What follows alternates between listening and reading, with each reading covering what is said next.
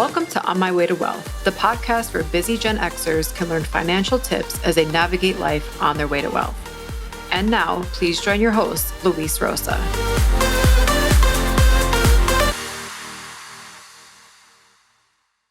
Hello, everyone. Welcome to another episode of On My Way to Wealth. My name is Luis, and I'm your host. And today I have an amazing guest for you. Her name is Ann Lester. She's a retirement expert, author, media commentator, top-rated speaker, and former head of retirement solutions for JPMorgan Asset Management, where she worked for almost 30 years. In 2020, Ann was recognized for her extraordinary lifetime contributions to Americans' economic security with the prestigious Ray Lillywhite Award. She's on a mission to help rising leaders retire on their timeline and target.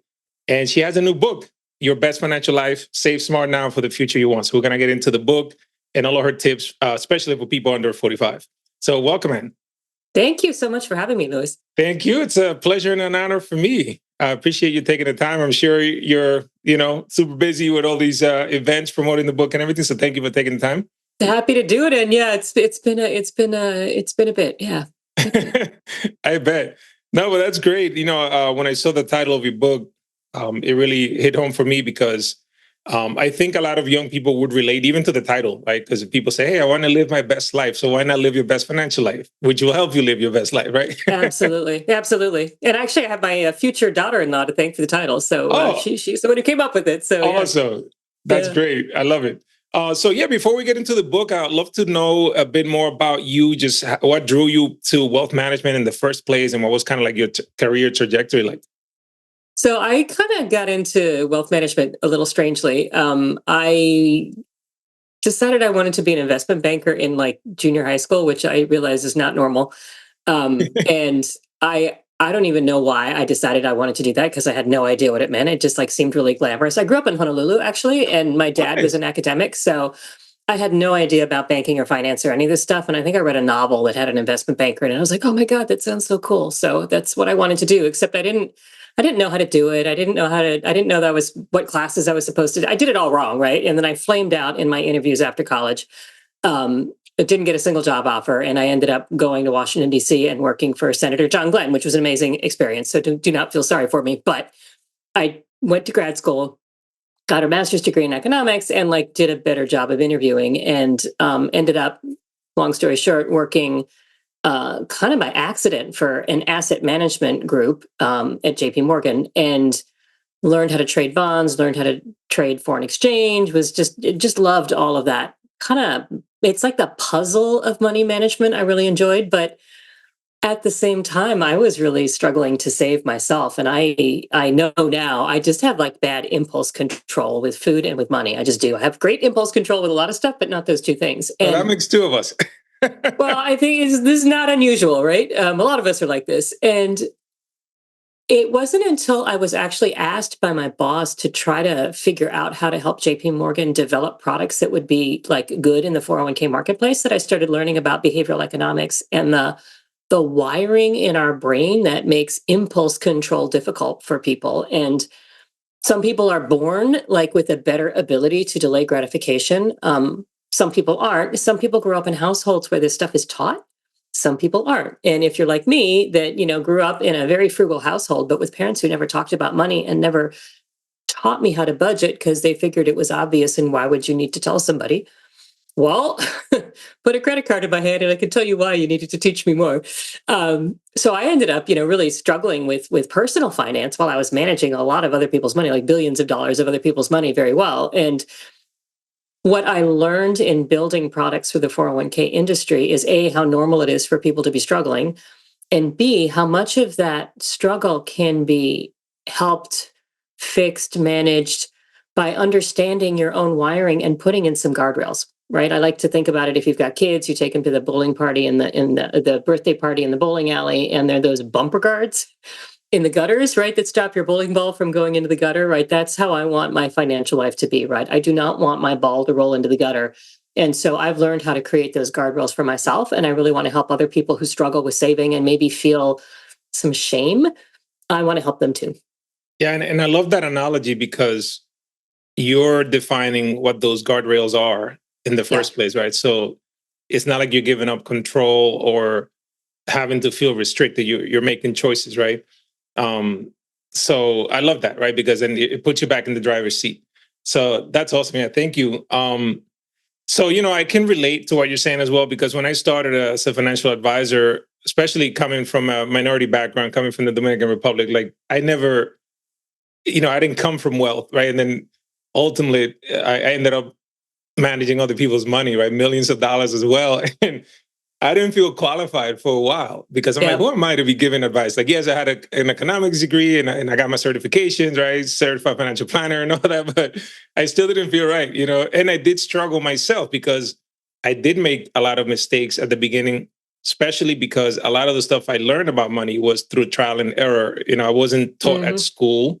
There was no like budgeting or personal finance class in school. When I went to college, there was no personal finance major either. The closest thing I did was economics, but that didn't really teach you like personal financings, right? About like how to manage debt, credit card, and all that, right? So I got credit cards when I was basically a freshman in college. When I went to buy the books, like they were advertising credit cards. That here you go, and you just get it. Me too. That's where it started. That's exactly where it started. Yeah. And they definitely know how to do it because like now I manage it differently, obviously, but I still have my first credit card. I have a credit card from 1997 that I got in college. It's amazing. I no longer carry a balance, but it took me a while to get to that point. It was a struggle.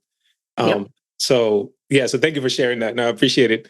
So then I wanted to ask you too, in terms of just the industry in itself, like how was it for you being in it? Because it's predominantly male dominated, right? It still is. I know that as of the last statistics I looked at from the CFP board, there's only about 23% women that have the CFP certification. And I'm sure that's reflective of the industry as a whole. Was that any more challenging for you? Did you notice the fact that it was mostly male around you? I didn't. And I don't know if it's because I grew up with two brothers and I don't know, I just never paid attention to it. I have to say, I think in hindsight, I was also pretty lucky. When I started working for JPMorgan, I was working in Milan, Italy, actually, and that's another really long story. That's a nice post. Yeah. Poof. My husband and I lived there for 5 years, and there were, not a lot of women, but enough that I didn't feel like the only woman. And there were a lot of pretty senior women at JPMorgan in Italy. And when I went to New York, we moved back to the States in 1997. There were already a fair number of women. And, it was true in the beginning, you'd be in management meetings and maybe there was always one or two senior women, but it would be mostly men. But I remember like 10 years ago being on deal teams when we were going to pitch business and it being all women. I mean, I think JPMorgan was a little unusual that way. I will also say, there are a lot of studies that show that, no offense, Louis, but women do a better job managing money than men. And that's proven by female portfolio managers, like who are running mutual funds and things. Yeah. I have my own suspicions why. I think we're less convinced. Like I think women are a little more tentative, and so we like triple check everything and like are not 100% sure that we're always right. Not that all guys are like that, but I think there's a tendency sometimes for some guys to think they're right. And so it's interesting, as you say, that it's still really male dominated. And I will say I don't ever felt like it was an issue. And then in terms of company culture, I never, ever, ever felt, or maybe like literally on one hand in almost 30 years, like there was any sexism being displayed or you can't do that because you're a woman. I certainly did a little bit of mommy tracking, I think myself, because it was really important for me to stay home. I actually took 6 months off when both of my kids were born and worked from home 2 days a week. Like in like when you were in college, I was working from home with a baby like in 1997. So that was very unusual. And I was absolutely supported by JPMorgan. They put in a T1 line to the utility company had to come and dig holes to put the wire into my house because JPMorgan was paying for it so I could work from home. That's amazing. That's amazing. They were really supportive for that. And so I have to say I never felt that, but I know a lot of women do. Yeah, I'm very happy to hear that. It sounds like they were very proactive in making sure. Yeah, and it wasn't just me. There were a lot of women there. Yeah, I'm happy to hear that. No, that's awesome. And I wanted to go back to what you said about women being better investors managing money. But yeah, absolutely, I agree. I've seen studies on it, and I noticed some of the reasons why, like women tend to take less risk. Was one of the things that they found out. Another one is it looks like men tend to like overtrade their accounts as well. Overconfident. So, yeah, they're probably more confident, right? And quote unquote, and it doesn't mean they know what they're doing, but they ended up like churning their own accounts basically and creating a lower return than women just because of all the fees. That does not surprise me. Yeah, does not surprise me. And I think they also tend to take more risk, especially now, like with the, the new assets that have come in the past couple of years, right? Like cryptocurrencies, meme stocks.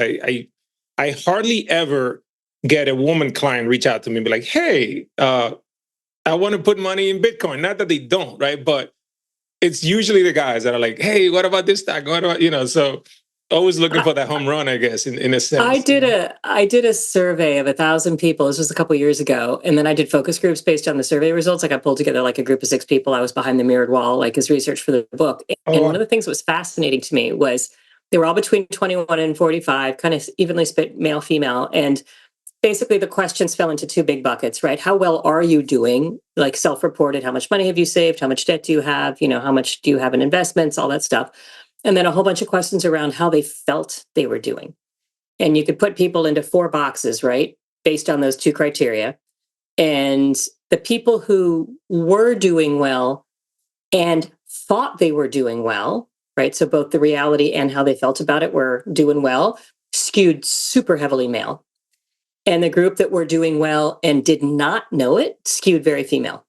Interesting. The other 2 groups were a little more evenly balanced. And then when I did the focus groups, and you're picking 6 people, right? So it's not like you're like throwing a really wide net. But in that group, I could not get an even gendered mix of people to talk. Like I ended up with 5 guys and 1 woman, and the guys were all into crypto. And this was 2.5 years ago, right? So crypto was a big thing. The whole GameStop thing had just happened, right? All of that, and it was interesting listening to them because almost all of them were super sophisticated-ish because they were reading all this stuff and they were day trading. And I was just like, oh my gosh, this could so quickly turn on you. And the women were all worried about were they doing it right? And they were really anxious and they were really concerned and they weren't doing everything right and didn't feel it, right? So I thought that was fascinating. Yeah, that sure is fascinating.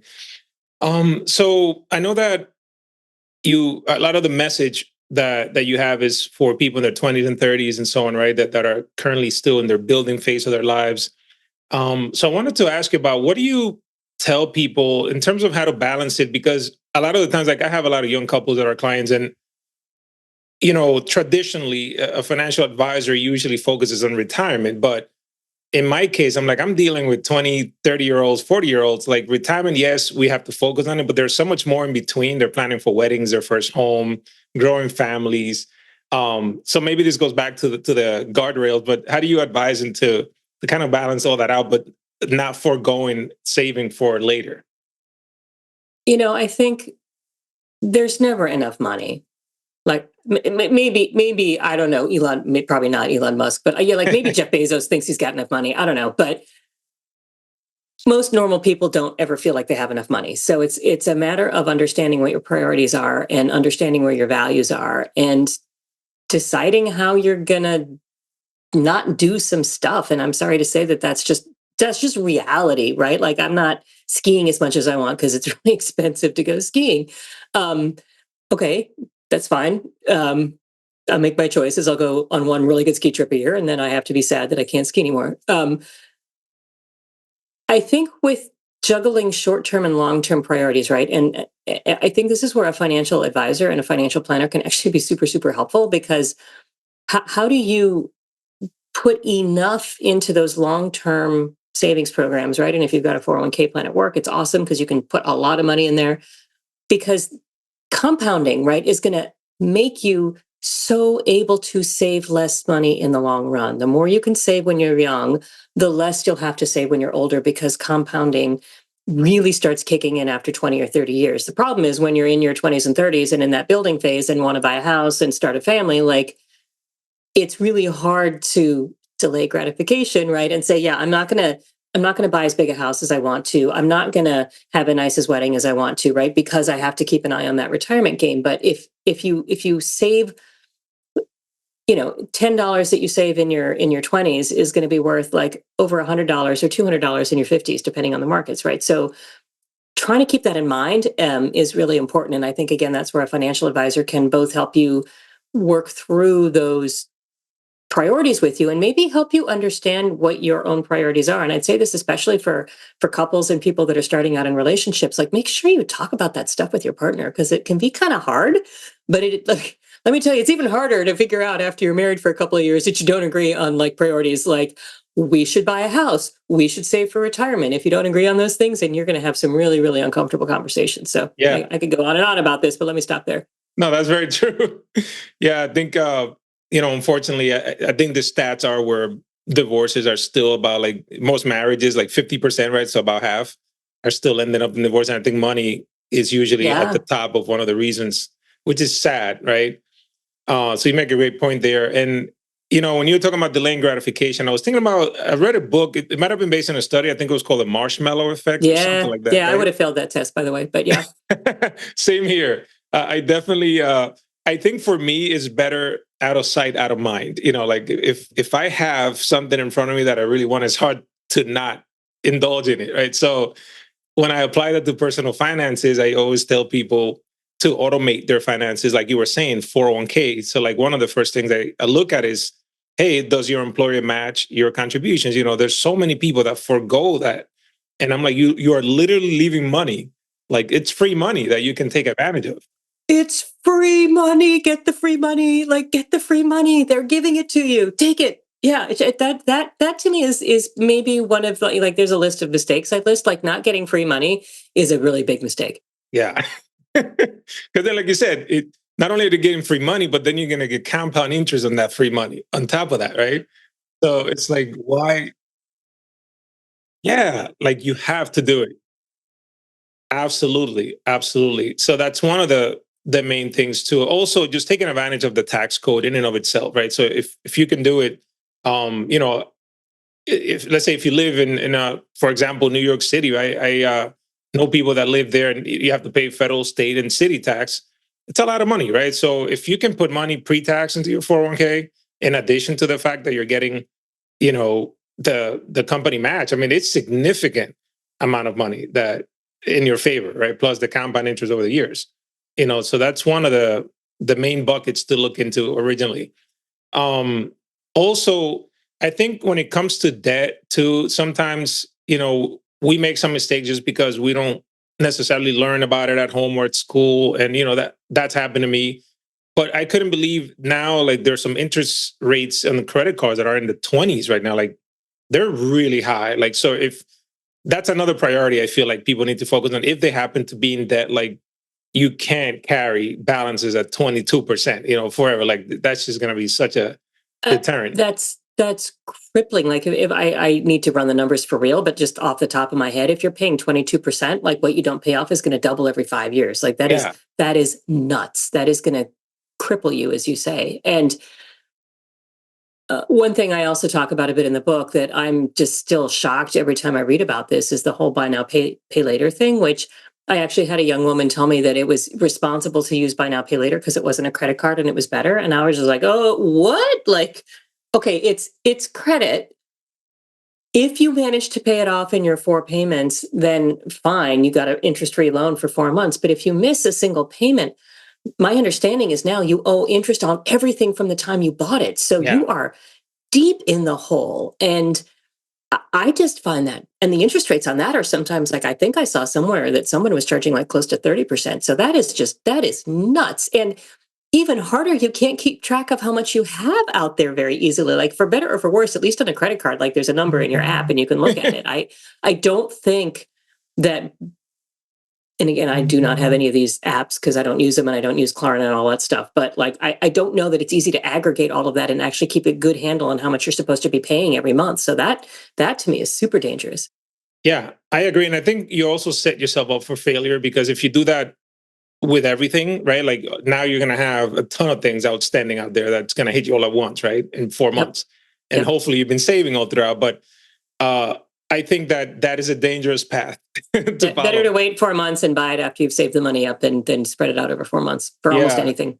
It's funny. When I grew up, I remember there was something called layaway. I don't know if it exists anymore, but it was like the opposite of that, where you actually had to make the 4-month payments or whatever, but you didn't get the item until the end. Yep. I mean, there's pros and cons to all of this stuff, right? But I think that's one way to do it. And let's be honest. Companies offer you these programs because they're going to make money, right? They're trying to sell you stuff that you otherwise can't afford, or they're trying to remove. I think about this a lot. The friction. Like everything that we're saying, Luis, you and I, about saving is you want to automate it and take all the friction out of the act of saving. You want to take the pain away from saving. It actually is kind of good to put some friction in your spending, like make it harder to spend your money, like whether it's you've locked it away in an account or you cut up your credit, like whatever it is, make it harder to spend your money, and that'll slow you down, because you don't want to have to, the second you find yourself giving into those impulses and eating the marshmallow, right, you're going to be in more financial trouble than you want to be. Yeah, I like that. It's like automate the good side, right? The positive side of, all right, let me put 6% of my money into the 401k, whatever it is, right? Let's say at least take advantage of the match. But then when it comes to your spending, then be more cautious. And I do little, small stuff that I feel like has a big impact sometimes. Like if I want something, I may say I go to Amazon, I add it to the cart. And sometimes I just add it to my wish list and don't purchase it. They're like, all right, let's see how I feel tomorrow, the next day. That is a classic, right? I'm a huge believer in lists. I'm a believer of lists when I go to the grocery store, because if it's not on the list, I don't buy it. And I'm a huge believer in lists when you're going shopping. If you're around the holidays, right? Have a list, have a budget, stick to it.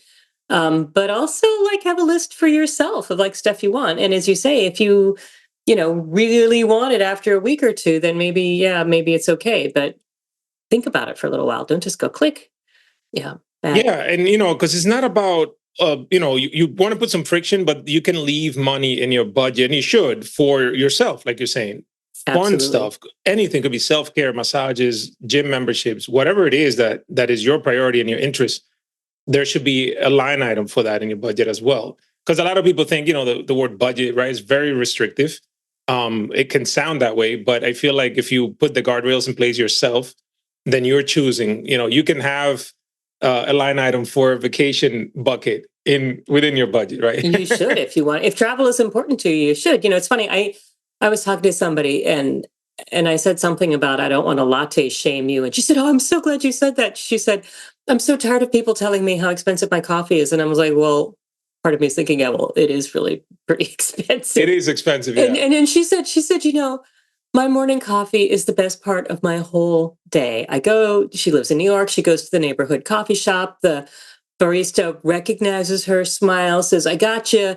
The name goes on the cup. She doesn't have to do anything except pay. And she said it's the best part of her whole day. And I'm like, well, don't give that up. But yeah, don't give that up. You maybe got to give something else up. Like maybe brown bag it a couple days a week if you love your coffee. Like find you can find something to give up that isn't like meaningful and gives you joy. But plan for the stuff that's, even if somebody else might call it an extravagance, like if that's the thing that you really find is important to you, you should respect that. But, I like what you said about you're in charge of your own guardrails. Like, you better than anybody else does. So who am I to tell you to stop buying coffee or to stop going on, like whatever, you, but you have to then, if you find you don't have enough money to save, then you've got to look at your budget and say, it can't all be, 100. Like if you're making a list of like, the most important thing to you, and 100 is the highest on the list, you can't put everything on the same line. Like you got to put them in order and then start lopping off the things that are less important. Yeah, I agree.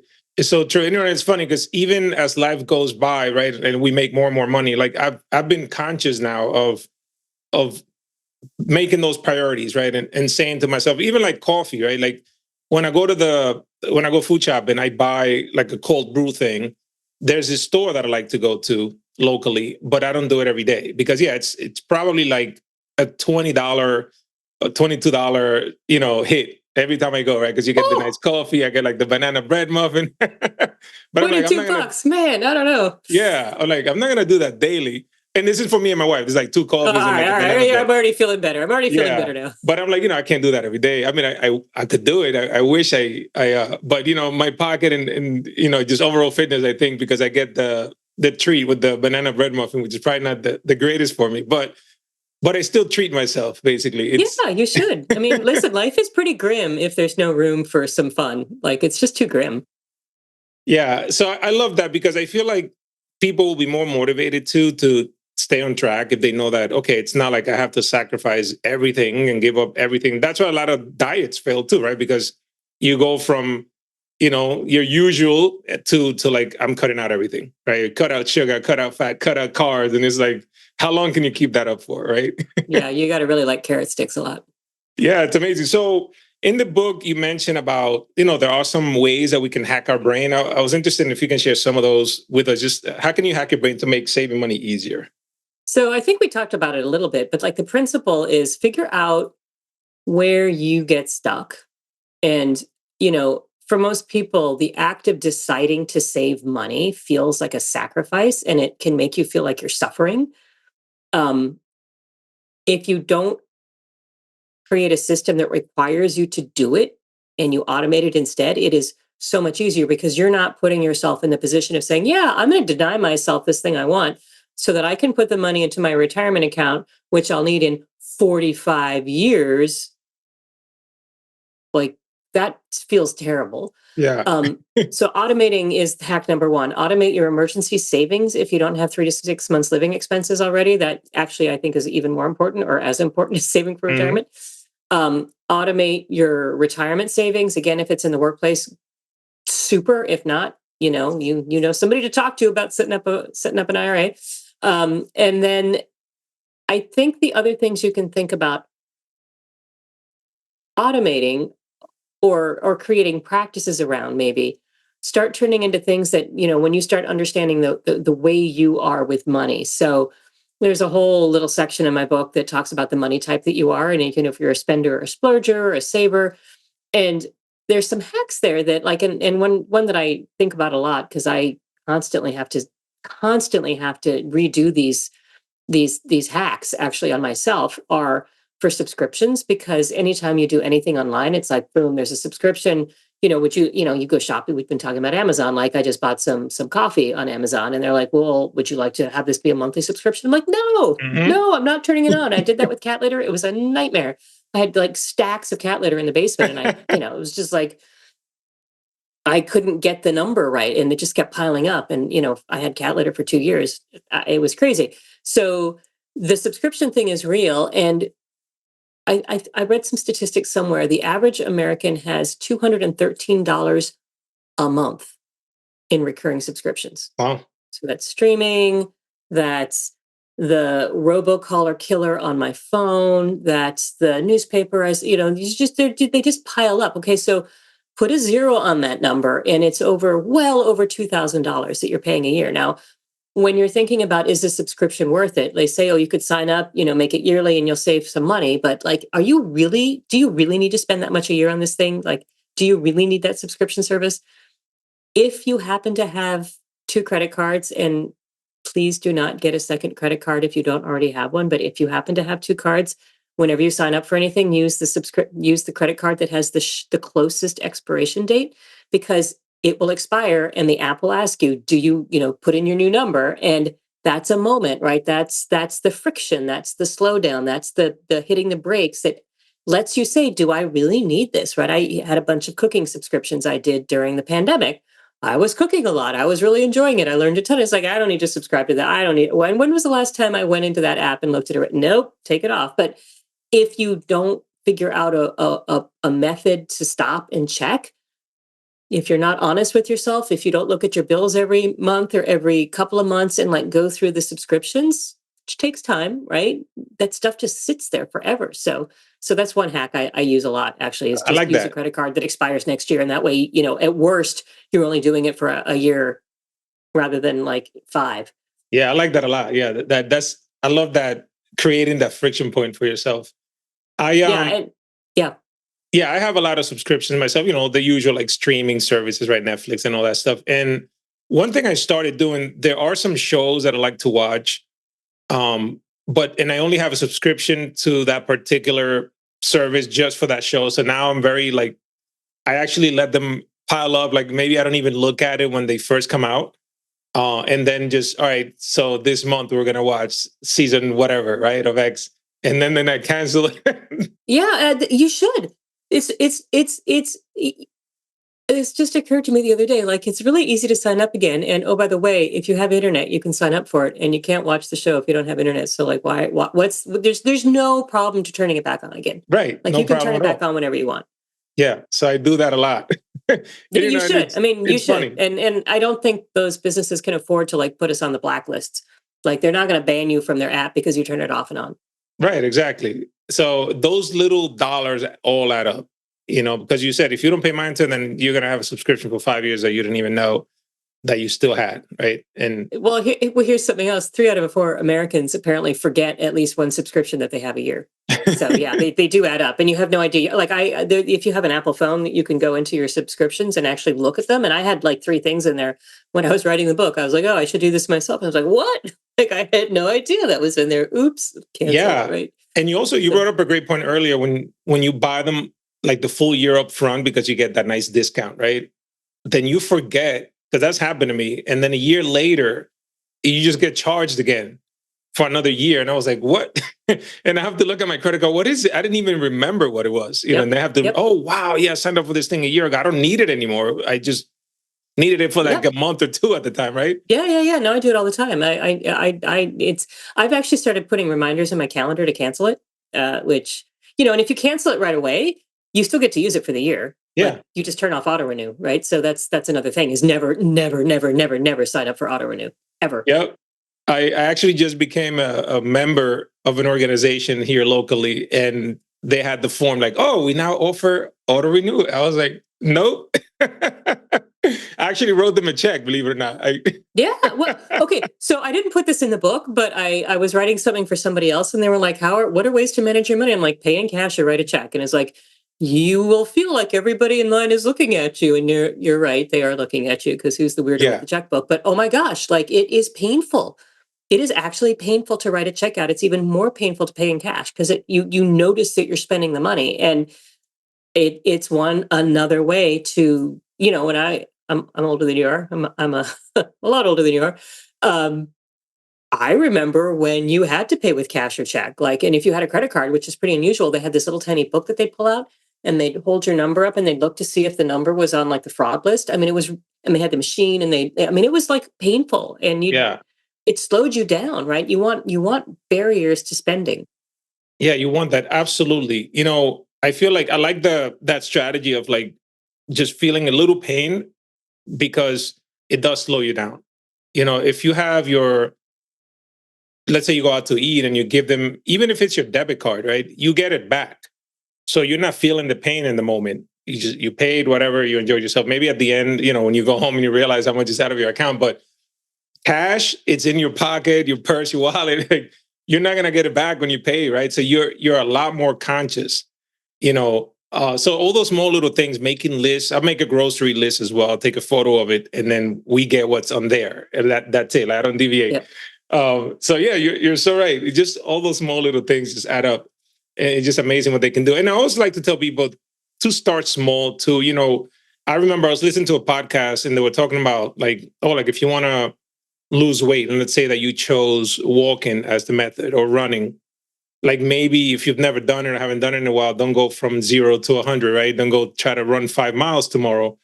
And they were talking about just make it easier, right? So step 1 could be just buying the running shoes, right? And then step 2, you put them by your bed when you wake up. And it might take you a couple of moves, but like you think of the smallest task, And I remember when I started investing, I opened up, at the time it was like a mutual fund account. And I started with $25 a month. I was like, I have to be able to save $25 a month, Like, I'm like, there's just no way I couldn't save $25. Like, I have to forego something, but I can do it.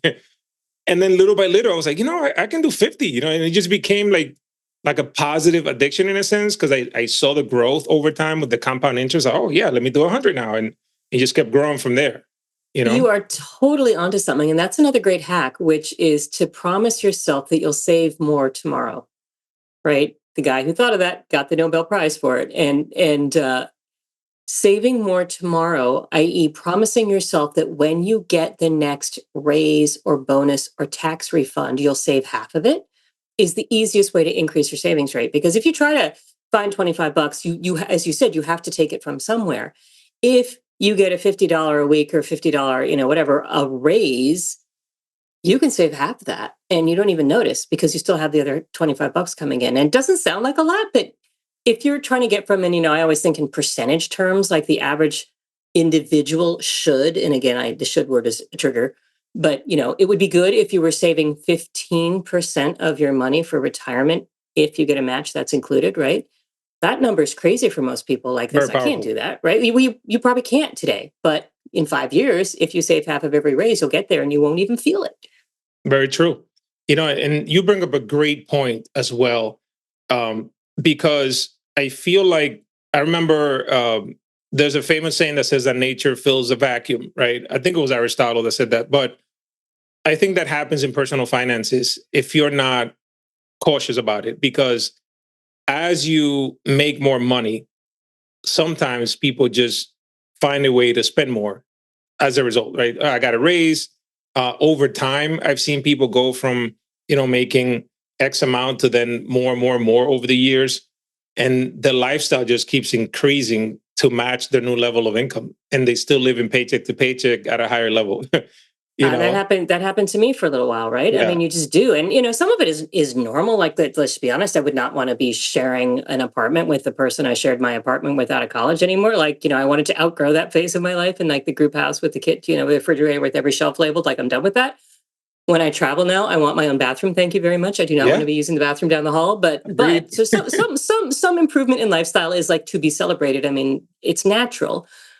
But if, as you say, if we don't keep an eye on that and manage it, nature does abhor that vacuum. Your spending just creeps up. It's like your house fills up with stuff unless you're really disciplined about throwing it away, right? I mean, you have to stay on top of it. And again, a rule like save more tomorrow, that 50% of any increase goes into savings. If you can embrace that, that will keep.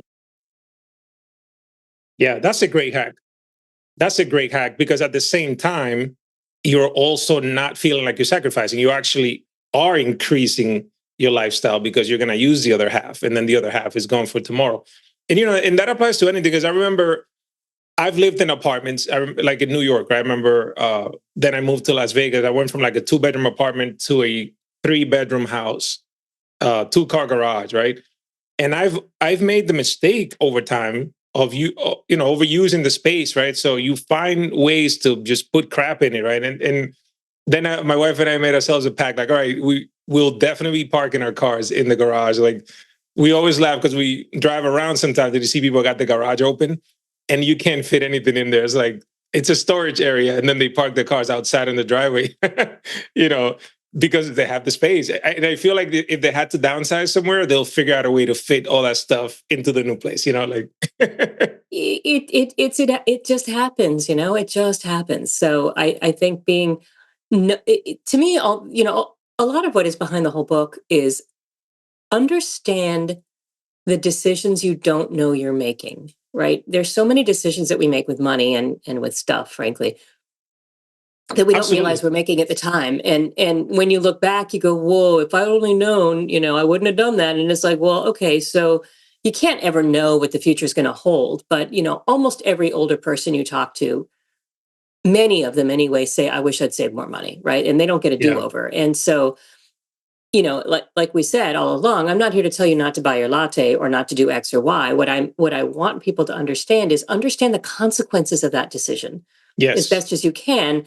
And then you can think about, do I want that or not? Like, if I knew that this $5 latte would be $50 in my, you try to make it a little more real, right? So. Yeah, no, I love that concept. I've been more conscious now about stuff like that. Like, I remember my wife and I both had 2 cars at some point. One was a lease, one was financed. So we had 2 car payments. And then when the pandemic happened, we ended up working from home. And coincidentally, one of the leases was up, and I never thought ever that I would be just sharing one car. Like, I was like, nah, like I need my own car, right? Like, it was just like, we both had to go to work and stuff. And then they were like, do we really need 2 cars? Like, we're working from home, 2 cars just sitting there all day, right? So we gave one back, and it's been years now. Like, and I don't miss, like, it's never been an issue, you know. So little things like that, they really add up, because now I haven't had a 2 car payments for like over 3 years. 2 car payments, insurance, right? I Yeah, mean, the maintenance. it's real money. Yeah, and it adds up. So yeah, speaking of speaking of these No, like go ahead. big items, you mentioned in the book that there's some ways, sometimes like just some questions to ask yourself, like if a luxury item is worth the splurge. What are those? Well, I always think about trying to understand if you really, I mean, with a luxury item, I don't think need enters into the picture, right? But like, try to be as honest as you can about how you're going to use that item and what difference it will make in your life. And one way is to imagine yourself using it, right? Run the movie in your head. And, with me, it's okay. So I have impulse problems around food, money, and clothing. So if it's like some amazing thing that you don't actually need to wear, like if your, shoes have a hole in them, you need a new pair of shoes, right? But if this is an incredibly cute pair of whatever, and I don't really know what I'd wear them with or when, but oh my gosh, they're so cute, I have to have them. Like, what's the movie that shows me wearing those shoes?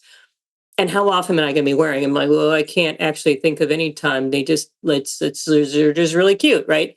So that's one way. A second way is to add a 0. Ooh. Because that's how much you're giving up in 20 years or 30 years in returns. Add a 0.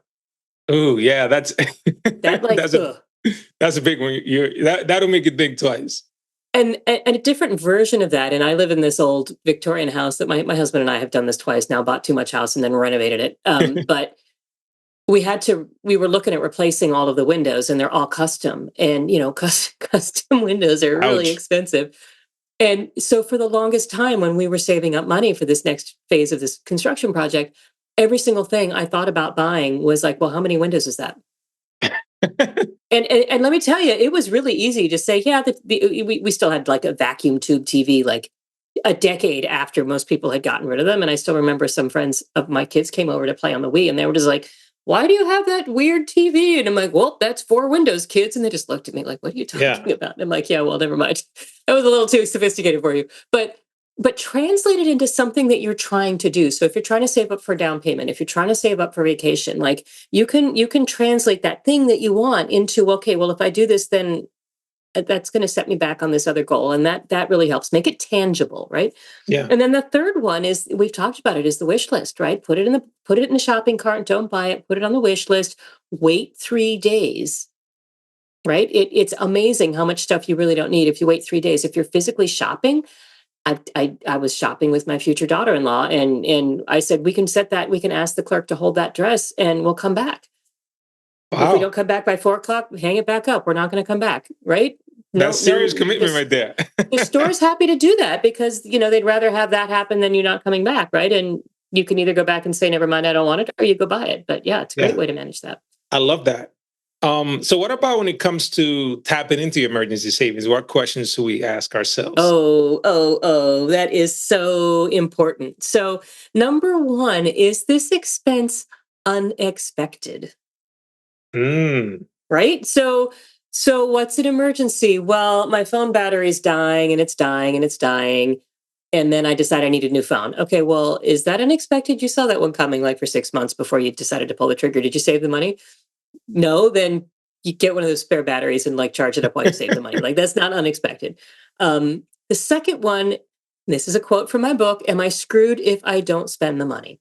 Like, do I have to spend this money? Like, let's say you work from home, you're using your personal laptop because your company doesn't give you one. Okay, your laptop goes kablooey and you can't fix it. Like, you have to spend the money. Like, you can't not spend the money. And then the third one is, do you have to spend the money now? Right. And maybe that cell phone is an example, right? Or I think in the book for the, is this expense unexpected? The story I tell is somebody who, wants to go to Louisiana for Jazz Fest. Okay, that's not unexpected. And no, that's not an emergency. And no, you can't use your emergency fund. do you have to go to Louisiana to bail your boyfriend out of jail after Mardi Gras? Maybe that's a real emergency. You couldn't see that. Well, maybe you should have seen that one coming, but you didn't, so you go, right? So it's like, is it really an emergency? Is it really unexpected? Is this something that you cannot not deal with? I really love that. Wow. Yeah, that really puts things into perspective, because I think we might be tempted to tap into our emergency savings for things that are not really emergencies or unexpected for that matter, right? Yeah, well, exactly. And, it's whenever you start accumulating savings, right? For those of us who would have failed the marshmallow test, it's tempting, right? So put as many walls around that money as you can. Like, one of the things I also tell people is, if you've got emergency savings, make sure they're not on the home screen of your main banking app. Like, you do not want to see that money every time you pull up your bank account. Yeah, because it's just gonna sit there looking tempting. Like, get it into another institution, hopefully a high yield savings account. Get it out of there so that it's not just there as it's not automatic overflow. You should have savings too that are like your automatic cushion, but like, that's not what your emergency savings should be doing. I love it. I had a client that she was young, but I guess she probably learned this growing up. I don't even know if they still exist, but she had a passbook savings account. And the thing looked like a little passport. She had to go to the credit union. Yeah, we tried to get them for our kids, and the bank wouldn't do them anymore. I don't think they exist anymore, unfortunately. But yeah, it was hard to get the money out. Yeah, I like your idea too about another institution. I have another client that does this. Like, they bank at Bank A, and their savings account is in Bank B. So when they log in for like their usual day-to-day, they don't see that money. That's just like, it's gone. Yeah. Just like your 401k or your IRA is kind of locked up. And yeah, you can get it if you really need it, but boy, is it expensive and a pain in the butt. So you don't do it, right? So it goes back, creating that friction, right? Putting that barrier. Yep. We have to learn how to hack our own brains, because, we didn't come with it doesn't come with a user's manual. Right? So we need those hacks. And everything around us is designed to get us to spend our money as quickly as we can, right? So, I use Apple Pay, and it's like, bing, it's fun. It's easy. I get rewarded with the ding, right? Well, no, but it's also fun. Like, there's this happy little ding when you. I like going shopping. I like to shop, right? So, like, the grocery store is a fun place for me, and then I get to buy stuff, and it's fun. I get rewarded. So, like, that's dangerous if you are having trouble with managing. Like making that fun is actually not good for you. If you are, fortunately, I've figured myself out. I don't have that problem anymore. But there are things you can observe about yourself that you can figure out how to slow yourself down, for sure. Yeah, you're so right about things being designed that way. Like, even like, you can use credit cards for rewards smartly, right? But I think I always tell people, right, like, credit card companies, they can make money. They do every time you swipe, right? Because they charge the vendor where you went. There could be overdraft fees, the interest on the balance, right? Transaction fees if you go overseas, or if you take cash out, whatever, right? So there's so many ways that they can make money. Keep carrying a balance is just one of them. But I know that a lot of people chase those rewards because they have like, oh, I get 3% cash back. But I feel like sometimes some people could get incentivized to shop because they're getting the points, but there's a way to do it smartly where, like, I don't carry balances anymore, thank God. And I'm able to get points towards, travel or whatever, but I could see how people can fall into that trap, and ultimately maybe making it where the points no longer make sense because the interest they're paying is more than the benefit they're getting. The second you're carrying a balance, I think the points don't make sense. Yeah, you're right? done. Like, the second you're carrying the balance, you're done. Like, 25% does not give you 3% cash back. The math doesn't. You're 22% in the hole. I can do that math really easily. Yeah. Absolutely. Well, thank you so much, Anne. I appreciate you coming on, and this was wonderful. Where can we find you online, and where can we get the book? Well, you can get the book everywhere, online at your local bookstore. The place to find me on the web is my website, which is annelester.com, ANNELESTER.com. And I'm on all the social media. And my handle and everything is SaveSmartWN. Oh, I love it. So SaveSmart. Find me there everywhere. Yep. I love it. And I will be putting links in the show notes to all of those as well. Thank you so much. One final question before I let you go. So you are in a building in Manhattan in an elevator, and a stranger hops on with you. They're going to be with you for, 14 floors, right? So figure 30, 45 seconds. They don't know you're Ann Lester. They don't know your website or your social media handles, but they ask you, hey, what is some advice that you would share on me? Whether it's money related or life related, anything that you like to pretty much leave with them that you can share. Oh, that's a hard question. I'll say two different things. One, this is the best career advice I ever got in my life, which is do something you love because you'll do it well, and then all the doors will be open to you, which I think is great. And then the other one is spending some time getting to know yourself is going to pay off in ways you cannot imagine. I love it. Thank you so much. That is awesome advice. So everyone, get your best financial life. Save smart now for the future you want. Check out the links in the show notes to follow Anne and also get the book. Thank you so much, Anne, for being here. Thank you, everyone, for tuning in. And thank you for having me. Yeah, thank you so my much. Pleasure. As always, if you have any questions, send an email, luis@onmywaytowealth.com. Be sure to like, comment, subscribe, and most importantly, share. And we'll see you in the next episode. Thank you for listening to On My Way to Wealth. If you have any questions, please send me an email at luis@onmywaytowealth.com. The information provided here is for information and education purposes only. The opinions expressed herein are solely those of myself, unless otherwise specifically cited. Material presented is believed to be from reliable sources, and no representations are made by my firm or myself about other parties' information or accuracy or completeness. All information or ideas provided should be discussed in detail with a financial advisor, accountant, or legal counsel prior to implementation. Thank you.